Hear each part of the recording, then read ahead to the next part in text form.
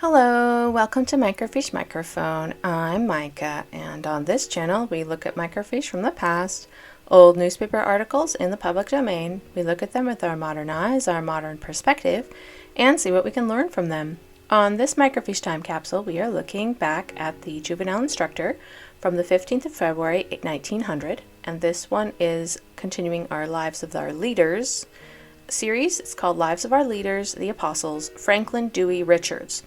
Now, I have discovered that most people are not familiar with who Franklin D. Richards was, and they very often get him confused with someone more recent from the presidency of the 70s who was named Franklin Dewey Richards as well.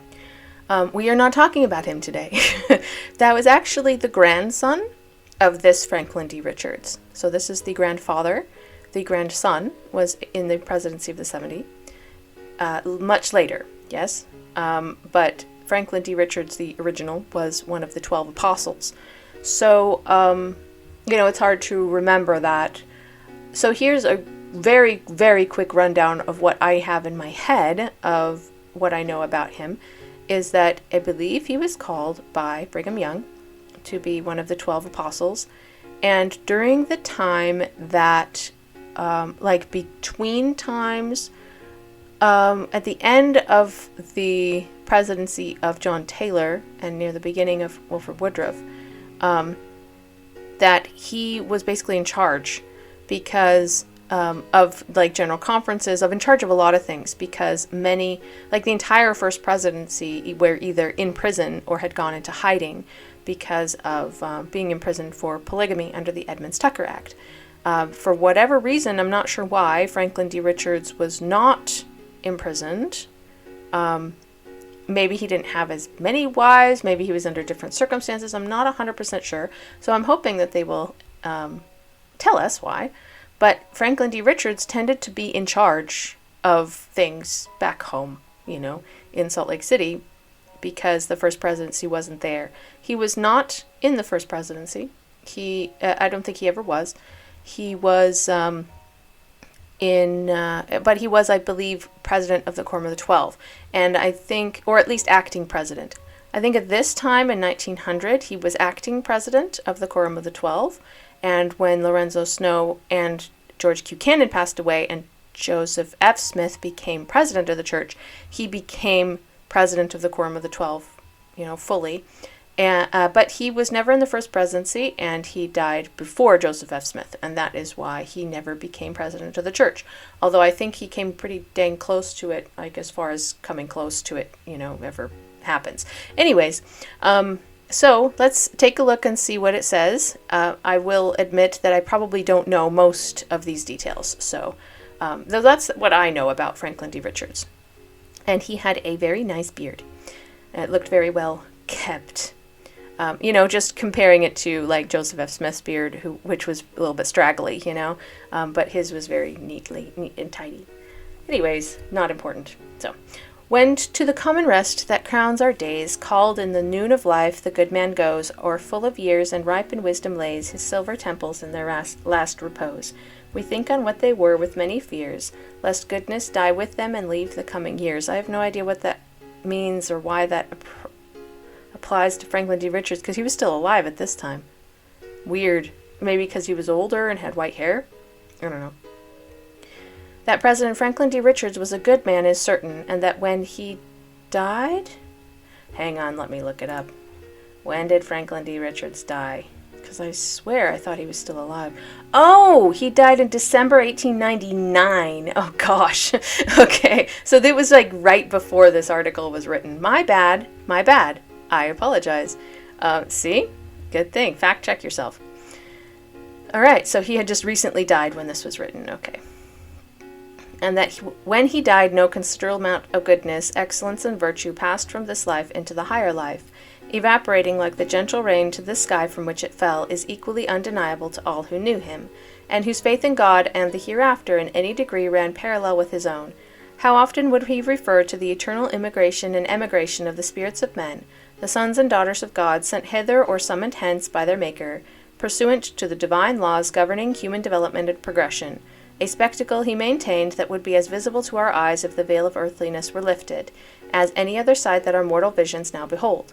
He did not believe, however, that with him, or with any man who might die, all goodness was in danger of departing out of the world. He held that it was a mission of good men everywhere to bring goodness into the world and leave it here, where it might accumulate, where, by virtue of the righteous examples and precepts of such men, it would take root, grow, increase, and multiply, until eventually the whole earth would be redeemed by it. Franklin D. Richards was a good man. Was he also a great man? Let us see. A bit of a flowery intro. This was written by Orson F. Whitney, and I can tell. Okay, Orson F. Whitney was also a poet, so he tends to be a bit flowery. Yeah? All right, men may be good without being great, but no man can be truly great without being truly good. Okay, yeah, I can get behind that. Sire, you are looking at a good man, and I at a great man. Each of us can profit by it. Victor Hugo makes his Bishop Muriel say to the Emperor Napoleon, he sure liked Victor Hugo. So Orson F. Whitney was a fan of Les Miserables, I think. All right. But Napoleon could not have been great had there been no goodness in him, and that the good bishop was also great is evident from this good and great utterance alone. Okay, you were completely changing the subject. Focus. There are degrees of goodness and of greatness, as abstract philosophy and concrete history both testify. But if history, which teaches philosophy by example, tells anything, and if philosophy can add anything to what history has told, it declares and must declare that in the last analysis, goodness is the jeweled crown that greatness wears upon its brow. Of necessity they are inseparable. Goodness is the lifeblood by which greatness is sustained and perpetuated. Disaster follows inevitably by their divorce. Are we done with this? Okay. What is greatness? It is largeness, in other words, goodness expanded and developed. What is goodness? Greatness is in embryo, political excellence awaiting expansion and development. Greatness is largeness, consequently there are different kinds of greatness. Greatness of body is a greatness of mind, nor is greatness of mind necessarily greatness of heart and soul. Greatness of mind, heart, and soul depends upon capacity, upon the possession of noble talents and sublime qualities, and the disposition and power to put them in their proper use. Tried by this test, Franklin D. Richards come forth from the crucible not only a good man, but a great one. Why didn't you just say that? Gosh, okay.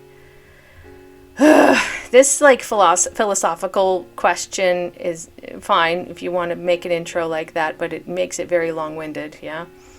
A man may still be great, though his fellow men in general do not recognize in him the elements of greatness. Many a great man has been ignored by his contemporaries and appreciated, if at all, only by posterity. It is the lot of comparatively few, even among great souls, to shine conspicuously in the eyes of their own generation. Franklin D. Richards is one of that few. Okay. Are we getting into the actual facts about him? Born among humble surroundings and reared in comparative obscurity, he was destined to be singled out for prominence and placed on high to subserve the ends of deity.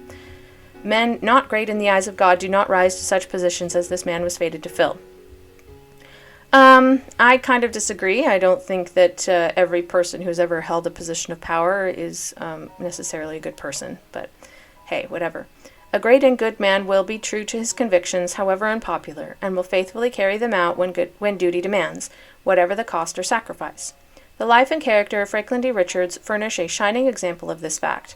He was a youth of 17 when in his faraway New England home, Richmond, Berkshire County, Massachusetts, where he was born April 2, 1821, he espoused the unpopular cause of Mormonism, being baptized by his father, Phineas Richards, in the waters of Mill Creek in his native town, June 3, 1838. The conversion of the Richards family to Mormonism had been brought about through the agency of their cousin, Brigham Young. I didn't know he was cousin to Brigham Young. Then one of the 12 apostles of the Church of Jesus Christ of Latter-day Saints, which in 1836 had its headquarters in Kirtland, Ohio. During the summer of that year, Brigham Young and his brother Joseph came to Richmond on a proselyting visit, bringing with them the Book of Mormon, which was carefully perused by their kindred, and by none more carefully than the youth Franklin, one of the most studious and thoughtful minds among them. Its perusal, in the intervals of his labors upon the farm, converted him as it had previously converted his uncles Willard and Levi Richards. Oh, he was nephew of Willard Richards. Yeah, that makes sense. And his father Phinehas and his mother Wealthy Dewey Richards. Would you ever name your child Wealthy? Interesting. And other members of the family. His younger brother George and his uncles was already with the main body of the church, which at the time of Franklin's baptism was migrating from Ohio to Missouri. In the fall of 1838 he bade farewell to home and kindred, such as yet remained in Massachusetts, and set out for far west. Missouri, yeah. and set out for far west Missouri, then the chief gathering place of the Saints.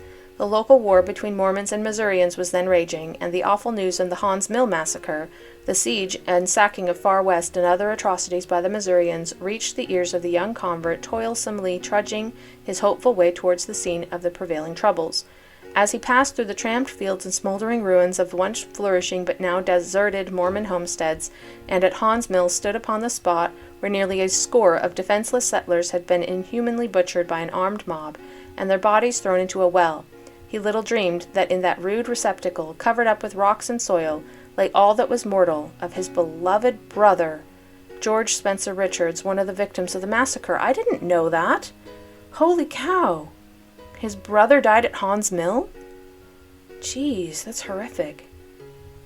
In May 1839, Franklin joined his expatriated people at Quincy, Illinois, where he first met the prophet Joseph Smith. At Nauvoo in April 1840, he was ordained to 70 and sent upon a mission to northern Indiana, where he labored zealously and successfully, converting and baptizing many. At the town of La Porte, he formed the acquaintance of Isaac Snyder and family, natives of the eastern states who had been converted to Mormonism in Canada, and had come part way on their journey to the gathering place at Nauvoo. In their hospitable home, the young missionary was tenderly nursed back to health from a severe spell of sickness, resulting from his arduous labors and the somewhat unhealthy climate of that section. Yeah, it's funny because in 1900 they didn't quite buy into the whole germ theory, Clearly they're a little miasmic, because otherwise they wouldn't have said that some place was an unhealthy climate, Yeah, it's not an unhealthy climate. Maybe they had a lot of mosquitoes, that's a possibility, but an unhealthy climate, yeah, I don't think there's really such a thing, yeah. Though active and quick to recuperate, he was never robust. His constitution, lithe and elastic, resembling the willow rather than the oak, easily bent but not readily broken. The youngest daughter of this family, Jane Snyder, he married at Nauvoo, December 18th, 1842. Okay, that's why they mentioned him. I was like, what the heck does this guy have to do with it? But okay. This young wife was about to become a mother when, in the midst of the exodus of the Saints from Illinois, her husband set upon his first mission to foreign lands. Oh, gosh. Ordained a high priest in 1844, he had previously been called to preach the gospel in Europe, and had started and gone as far as the Atlantic seaboard, discharging en route a semi-political duty in the interests of the prophet, who was a candidate for the presidency of the United States, when he was recalled to Nauvoo by the terrible tidings of the murder of the prophet and patriarch in Carthage jail. So he never got to Europe, A special mission of the state of Michigan intervened, during which Elder Richards gathered means for the completion of the Nauvoo temple, to which he contributed the labor of his own hands as carpenter and painter, and then came to the second call to Europe. Okay, then now maybe he'll actually get there this time. Leaving Nauvoo early in July, he sailed from New York in the latter part of September. There you go. He did actually make it there. God is never cruel, but his providences designed for man's development sometimes seem so. When Franklin D. Richards, homeless and almost penniless, was making his way eastward to the port where he would embark for a foreign strand, his invalid wife, whom he had left at the camp of the exiled saints on Sugar Creek, westward bound, gave birth to a son, her second child, and the babe, after drawing a few faint breaths, pillowed its head in eternal sleep upon its broken-hearted mother's breast. The sad news reached the young husband and father just as he was on the eve of sailing. Oh, gosh. During his absence, his only remaining child, a lovely little daughter named Wealthy, also died, as did his brother Joseph W. That's horrible. The former at winter quarters on the Missouri River, the latter at Pueblo, now in Colorado, on his way to California, as a member of the Mormon Battalion. Oh, that's so sad. Gosh, that must have really, really been difficult. He named his child Wealthy, but of course it was named after his mother, so I guess that makes sense. Landing at Liverpool about the middle of October, Elder Richards was appointed to preside over the church in Scotland. Can you imagine? Oh, and in January 1847 he filled a brief interregnum as president of the European Mission, between the departure of President Orson Hyde and the arrival of his successor, President Orson Spencer. He was chosen by the latter to act as his counselor, and subsequently labored in the Bath, Bristol, and Trowbridge conferences, which he reorganized as the South Conferences. At the head of a company of saints bound for Utah and accompanied by his brother Samuel, who had been his co-laborer in Scotland, he sailed from Liverpool February 20th, 1848, and by way of New Orleans and St. Louis reached winter quarters where his wife awaited him. He was in time to cross the plains with Presidents Brigham Young, Heber C. Kimball, and Willard Richards, his uncle, and his cousin. The newly created First Presidency, who led the main body of the migrating church to Salt Lake Valley that season. Franklin was captain over 50 wagons in the subdivision commanded by President Richards. He reached his journey's end on the 19th of October. Ordained an apostle on the 12th of February, 1849, Franklin D. Richards, in the following October, started upon his second mission to Europe, this time to relieve President Orson Pratt in charge of affairs at Liverpool. He now established in that land the Perpetual Emigrating Fund, which prior to leaving home he had helped to institute, and in 1852 forwarded to Utah the first company of European saints that ever emigrated under its auspices. The mighty work accomplished by him during this and his two subsequent missions to Europe can only be briefly summarized in this article. Under him and his brother Samuel, who presided during the first interregnum, Mormonism in the British Isles rose to the zenith of its prosperity. It had previously numbered 40,000 converts in that country. Now, between the summers of 1850 and 1852, 16,000 additional baptisms were recorded. Wow! A more perfect organization of branches, conferences, and pastorates was effected throughout the mission. New editions of the hymn book and voice of warning were issued. The Pearl of Great Price was compiled. The Book of Mormon stereotyped. I think they mean typeset. And the business of the Liverpool office doubled. Two important plans were also devised, one to make the Millennial Star a weekly instead of a semi-monthly periodical, with an increase in the number of its issue, and the other to change the route of Mormon immigration from Liverpool, making it go by way of New York instead of the old perilous and sickly route via New Orleans and St. Louis. Okay, so hang on. When he came back from Europe the first time, when he actually made it there and then came back, it was, his wife was waiting for him, they said, childless. Yeah, even though she had given birth to 2 children. That is just so heartbreaking. That's horrible.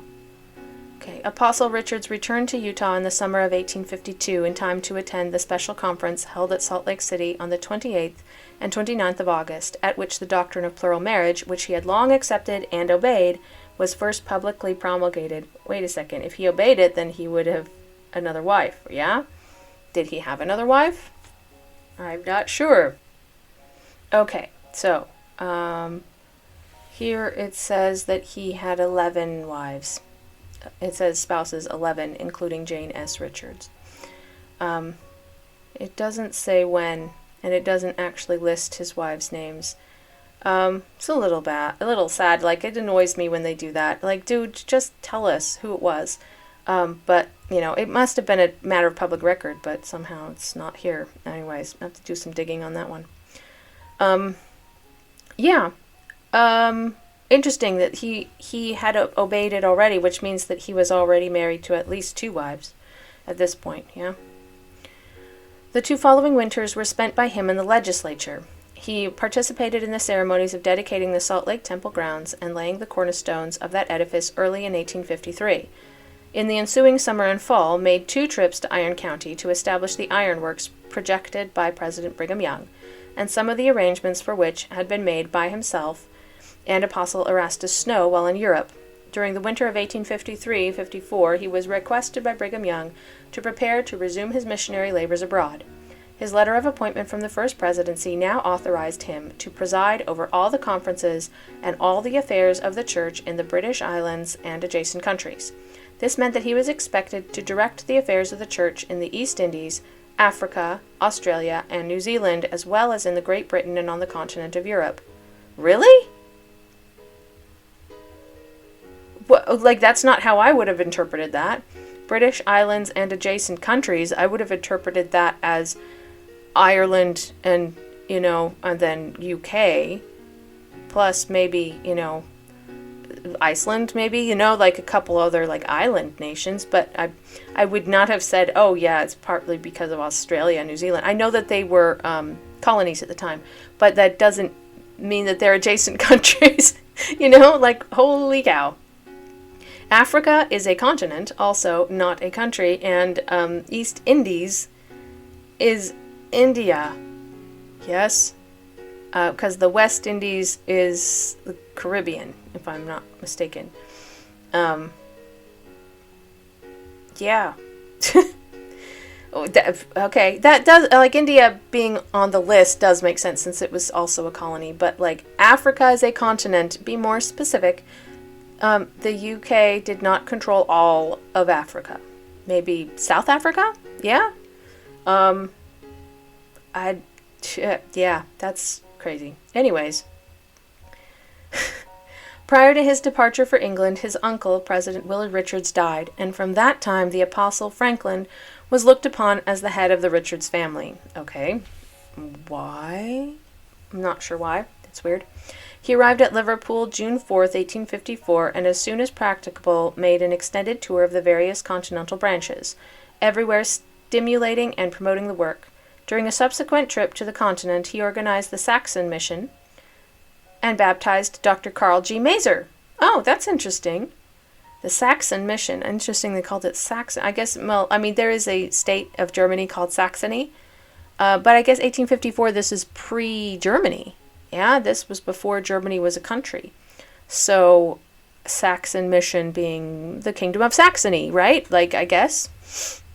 I don't know if it was a kingdom or, democracy. I have no idea. But, yeah, that's interesting. Carl G. Mazer was quite well known at the time. He was a college professor, and he also taught, he was very, very prominent in establishing the Sunday school.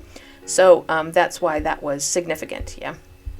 One of the most notable converts that the European mission has produced. In 1855, he leased for the church the premises known as 42 Islington, Liverpool, which have ever since remained the chief office and headquarters of the mission, well, at least until this point, yeah.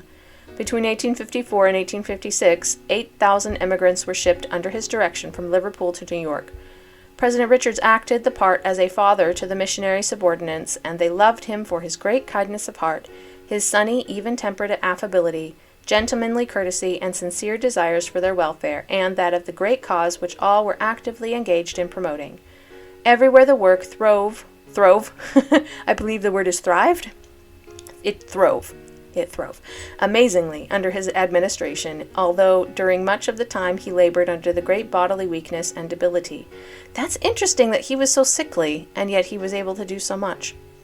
Apostle Orson Pratt, who in July 1856 succeeded him as president of the mission, in announcing that fact through the Millennial Star, said with reference to his predecessor, "A rapid extension of the work of the gathering has been prominent in feature of his administration. The last great act of which, the introduction of practicing the law of tithing among the saints in Europe, is a fitting close to his extensive and important labors. We receive the work from the hands of President Richards with great satisfaction and pleasure on account of the healthy and flourishing condition in which we find it." President Richards left Liverpool on the 26th of July and arrived at Salt Lake City on the 4th of October. He assisted in the great Reformation then in progress throughout the church, and during the winter of 1856-57 was again in the legislature, and was re-elected a regent of the University of Deseret. It's kind of surprising to me that he had time to be elected, since he wasn't home very much. In April 1857, he was elected and commissioned a brigadier general in the Utah militia and partook of the general experiences attending the invasion of the territory by Johnston's army. Gosh, that must have been stressful. So if you're not familiar with this story, basically the Washington had heard a rumor that the Mormons were putting up an insurrection and getting it ready to take over, and they sent an army down to Utah to quash the rebellion, basically. And it was a scary time. They all were afraid that they would open fire just out of nowhere. And so, yeah, the militia being the only military recourse they had, makes sense that they would use it. For several years thereafter, he was active for ecclesiastical, political, military, and educational work for the public, and in his spare time, I'm sure he had lots of that, engaged in agricultural and milling pursuits of his own account. On July 1866, he was again appointed upon a mission to Europe. Jeez, he went back and forth a lot.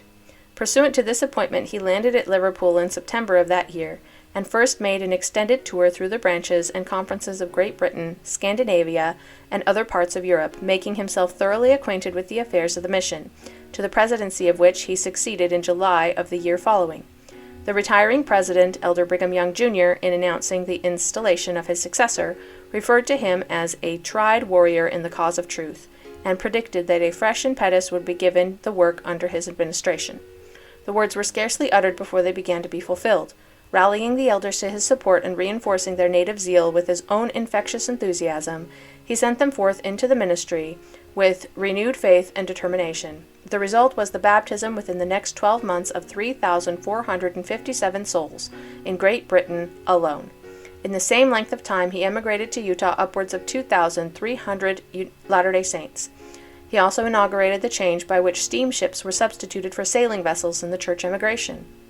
On his arrival home, October 3, 1868, he received from President Young this warm and appreciative greeting. "Brother Franklin, welcome home. I am glad to see you. I congratulate you on your revival of the work in the British mission." The period of his return from this, his last foreign mission, was the period of the advent into Utah of the Transcontinental Railroad, which, after the welding ceremony at Promontory in May 1869, made Ogden, Weber County, the joint terminus of the Union Pacific and Central Pacific roads, under the sobriquet of the Junction City. Sure. There, by President Young's advice and appointment, Apostle Richards took up his permanent abode and acted for several years as president of the Weber Stake of Zion. He was at Ogden to welcome the advent of the Iron Horse 2 months before the meeting of the two railroads at Promontory. I can't pronounce that. In February of that year, he was elected probate judge of Weber County and held that office continuously from March 1st, 1869 to September 25th, 1883. That's quite a long stint, yeah? That's 14 years? During his tenure of the position, the county was greatly built up and improved. In January 1870, he, with others, started the newspaper known as the Ogden Junction, of which he was for some time the editor. Interesting. I didn't know he was qualified to be editor of a newspaper, but sure. Judge Richards' court had both original and appellate jurisdiction in common law and chancery cases until the Poland law in 1874 limited the jurisdiction of the probate courts in Utah. Many important cases, civil and criminal, were tried before him, and his decisions, when appealed from, invariably stood unreversed by the higher tribunals. Well, that's a good sign. That usually means that you make reasonable decisions. Probate court, however, if you're not familiar, is specifically contesting wills. So if a will was being contested in probate court, then, you have to make that decision. But, civil and criminal, I find interesting. I have never heard of a criminal case related to probate before. Does anybody know of any? Because I find that very interesting. A criminal case related to probate. What, did somebody, steal someone's inheritance? I don't know, what that would entail. So if you know more, please leave it in the comments below, just out of curiosity. His strong tenacity of purpose, combined with his characteristic devotion to duty, and that shrewd sagacity which quickly recognized and as promptly made available for ends sought the means by which they were to be attained, was conspicuously shown at the time of the enactment by Congress of the Hoare Amendment to the Edmunds Law, under which an effort was made to summarily oust not only all polygamists but all Mormons from office. Why is this sentence never ending? Okay, the place vacated to be filled by appointees of the governor of Utah, whose advisors were the chief of the liberal or anti-Mormon party. That was the longest sentence in the world. That was really, really hard to read, but so may I summarize? He was involved when the Edmunds-Tucker Act came into power, was being enforced. And since he was a law person, he was trying to help. After some preliminary sparring in the courts of Salt Lake City, there was a general lull in the agitation, the contest centering round and the issue resting upon the action in Weber County where J.N. Kimball, Governor Murray's appointee as probate judge, demanded on the 2nd of October, 1882, that office from the incumbent Franklin D. Richards. Interesting. So someone was appointed to his office, and he had to step down. Yeah. The demand was not complied with. A writ of mandamus was sued out, and the case went into the courts. Judge Richards planted himself squarely upon the proposition, which was irrefutable, that the Hoare I hate that word. Hoare Amendment was not designated to create vacancies, but merely to fill vacancies that might have been caused by the failure of the last regular election, a failure due to the non-arrival of the Utah Commission, whose duty it was to superintend that election. Okay, so he had an actual argument to it. Yeah, okay, that's legit. He also maintained that there was no vacancy in his office, since under the holdover provision of the statute governing his election, his term of office continued, not until someone was appointed to succeed him, but until his successor was elected and qualified. Okay, so he fought for democracy in that sense. Judge Richards in this contest stood as the champion of hundreds of officials throughout Utah. The federal courts of the territory sustained the governor's position, and an appeal was taken to the Supreme Court of the United States. But before the case could be reached upon the calendar, the term of the governor's appointee had expired, and the contest ended without the action of the court of last resort. Yeah, that happens. The time and talents of Apostle Richards after his retirement from the judicial bench were devoted almost exclusively to the discharge of the duties of his sacred calling. In April 1884, he was made the assistant to the church historian, Apostle Wilford Woodruff, and 5 years later, when the latter succeeded to the presidency of the church, he succeeded him as historian and general church recorder. There you go, he was church historian. During the greater part of the anti-polygamy crusade, 1884 to 1890, he was one of the very few among the Mormon leaders who were not compelled to go into retirement. I told you, yeah. And during most of that period, he presided at the general conferences of the church and gave advice and direction to the saints as the visible representative of the absent presidency. That's what I said, yeah? Yay, I got something right. We cannot speak of his wealth and vested interests. He had none. Really? Really? Okay. His life was not devoted to the accumulation of property. His wealth was of the mind, heart, and soul, and in all that these represent, he was rich. President Snow's accession to the chief place of power and authority in the church made Apostle Richards the senior in the Council of the 12. That's what I said. I thought he was senior of the 12, but I thought he was below Joseph F. Smith, but I guess he was above him, yeah? But Joseph F. Smith was in the first presidency, so there you go.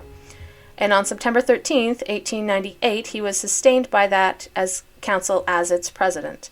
Thenceforth he continued in the active discharge of his various duties, laboring so continuously, especially after the inauguration of President Snow's great tithing reform movement, that it was feared by his family and friends that he would injure his health and break down under the burden he was carrying. Well, he kind of did, didn't he? I mean, that was like the end of his life. He was affectionately warned by them and advised to rest from his labors, but his silent reply to their solicitude, written in his private journal, was to the effect that he had never learned to shirk his duty and must continue along that line to the end.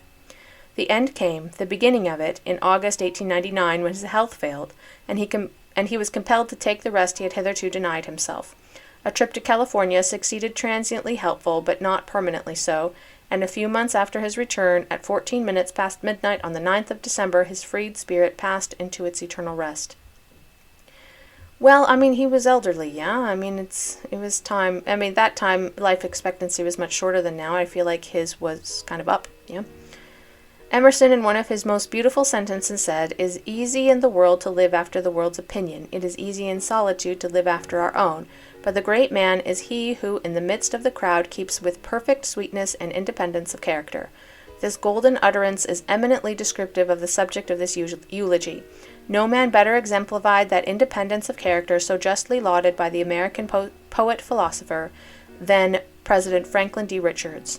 In all his wide and extended intercourse with men and all classes and conditions, through a missionary experience of 30 years on, both hemispheres, and in all his subsequent career as a civil and ecclesiastical officer, constantly in touch with persons of all varieties and grades of opinion, he never swerved from the straight line of conviction marked out for himself, or rather marked out for him by the Almighty, when he enlisted in his service. Politic and prudent he might be, but never false to principle. He mingled with men and came in contact with the world, but he maintained his independence. His faith in God and his integrity was untarnished and unshaken. His faith, as remarked by one speaker at his funeral, was strong enough to stand alone. He had confidence in the principles he professed. He believed that they could pass through the fires of hell unscathed, could survive the wreck of matter and the crash of worlds. At the same time, he was carefully guarding the young and inexperienced against the wiles and ways of evil. He read much, read everything good in science, in history, in religion. He was a thorough convert to that divine teaching by the prophet Joseph Smith. Seek ye out of the best books words of wisdom. Seek learning by study and also by faith. He held with the prophet that the glory of God is intelligence, and he was not afraid to bask in its light and warm himself in its rays, knowing that he did that those rays of intelligence, though reflected from many prisms, could have but one real source. Huxley, Darwin, Spencer, Tyndale, and other scientists and philosophers whose choicest words adorned his library for the learning of their authors only confirmed him in his faith as a follower of Jesus Christ, and a convert and disciple of Joseph Smith.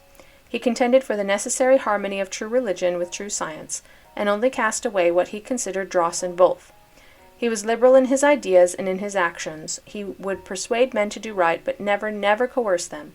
Charitable to all, and speaking evil of none, if men misjudged him, he bore it patiently, knowing that time and justice would vindicate him, and being content to leave it to their arbitration. During his last illness, even when sickest, he never complained, and when asked concerning his condition, would invariably answer, "Comfortable, comfortable," though the loved ones about him knew that it was to allay their anxiety that he thus replied, and that the comfort he referred to was more of the mind and heart than that of the body. Probably true. Endurance is the crowning quality, and patience all the passion of great hearts. Perhaps no man in this community ever exemplified to a greater degree these sublime qualities than the man whose honored name stands as the caption of this article. If there were nothing else in the character and career of Franklin D. Richards to entitle him to the distinction of greatness and nobility among his fellows, these grand qualities would suffice, for he was preeminently a patient man, a meek man, one who endured much and was faithful to his principle and convictions, but was also one who achieved much, and will long be remembered for the noble works which he performed, not only within the state as a prominent ecclesiast and civic officer, but in lands far distant from this, where he wrought with mighty zeal and marvelous success in the interests of the sacred cause to which he had consecrated his life. As an apostle of the Church of Jesus Christ of Latter-day Saints, a member of the Utah legislature many times re-elected, regent of the University of Deseret, brigadier general in the Nauvoo Legion, probate judge of Weber County, church historian, president of the State Genealogical and Historical Societies, and finally, president of the 12 Apostles, he labored in every capacity with intelligence, wisdom, and zeal, and carved out a name and fame that will be as lasting as the archives and records of the Church and Commonwealth which he so faithfully served. O. F. Whitney. Whew! Okay, Orson F. Whitney, you are a bit verbose, and I'm pretty sure he knows that. I'm going to fact check just a little bit from Wikipedia. So, which, by the way, I have found is not 100% reliable when it comes to the leaders of the church. And the reason is probably because of so few people knowing about them, in my opinion. I have once or twice corrected dates on Wikipedia because they were incorrect. So, I won't say that this is like the best source, but it is a very precise, succinct. It's a very succinct source, yeah? So it says that he died at age 78, which for 1899 is probably longer than his life expectancy was. So, 11 spouses, including Jane S. Richards, and his parents were Phinehas Richards and Wealthy Dewey.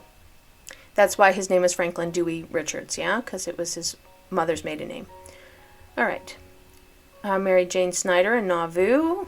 Okay, so it looks like his call to the Quorum of the 12 was in connection with Lyman White's excommunication, so they had a vacancy there. But it wasn't the only vacancy. They also had reorganized the presidency of the church, and so now had a president and then 2 counselors, and so they had a total of 4 vacancies. So they called Charles C. Rich, Lorenzo Snow, Erastus Snow, and Franklin D. Richards. So he was called at the same time as Lorenzo Snow, which is interesting since Lorenzo Snow was president of the church. Franklin D. Richards was not. Yeah, even though they were called at the exact same time. Lorenzo Snow was considered senior because he was older than him. Anyways, so I'm just saying that he could, in another life, in another circumstances, he could have been the president of the church. And he's not the only one. There are actually a good handful of people we will be talking about who could have been president of the church. he's just one of the first ones that nobody knows about. It's like nobody knows who Franklin D. Richards is, you know. Ask the average member of the church and they don't have any idea that he was even an apostle. He was a long time, and he could have been president of the church, but he wasn't because he was junior to Lorenzo Snow. All right. Served as editor of the Millennial Star and as director of the Perpetual Emigrating Fund's operations in Europe. Yeah.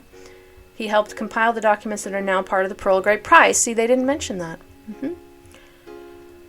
12th official church historian. When Wilford Woodruff died, Snow succeeded him as church president. As the second apostle in seniority, Richards assumed the role of president of the Quorum of the 12. His term ended when he died 15 months later. He was a member of the Quorum of the 12 for more than 50 years, the longest tenure of any person who did not become the church's president. See, that's what I mean. He was a member of the Quorum of the 12 for more than 50 years. 50 years. Like, he was only, like, short of Lorenzo Snow by, like, 2 years, you know, because Lorenzo Snow outlived him. If he hadn't outlived him by 2 years, then he would have, you know, become president of the church. The longest tenure of any person who did not become the church's president. Isn't that crazy? 50 years an apostle, and nobody knows his name. And that is why I'm making these. All right. He suffered a stroke and paralysis in the autumn of 1899. Okay, that makes sense. He died peacefully at his home in Ogden in December of 1899. The vacancy in the quorum created by his death was filled by Reed Smoot. Yeah. The family. Okay, that's what I was most curious about, actually. Let's keep going into the future. The Richards family is only the third Latter-day Saint family in history with 3 consecutive generations in the Quorum of the 12 Apostles, with his son, George F. Richards, and his grandson, LeGrand Richards, which you may have heard of, since he was quite prolific, also serving as church apostles. Another grandson, Franklin D. Richards, as I said, became a church general authority, serving as an assistant to the Quorum of the 12 and later as a member of the presidency of the 70. Yeah? A daughter of the Richards, Josephine Richards West, was a counselor in the general presidency of the Primary Association. Another descendant, Kent F. Richards, also served as a general authority 70 and transcribed the collection of journals created by Franklin D. Richards. All right, that is very interesting, and I had fun with that. I hope that you learned something about Franklin D. Richards, and let me know what you found the most interesting. Yeah? What part of this really stuck out to you and was like, wow, I had no idea. For me, it would probably be that he served as an apostle for 50 years and is the longest serving apostle to not have become president of the church. That is crazy to me. That's really crazy. So, wow. Hats off to you, Franklin D. Richards. You were a very faithful person, yeah? And he seemed to know a lot about the law and was a probate judge and, you know, I mean, interested in history, becoming church historian. Yeah, I find that very, very interesting. So, anyways, I hope you enjoyed this information about Franklin D. Richards. I hope you learned something. I sure did. And please leave a like on the video, subscribe to the channel, and I hope to see you in the next video.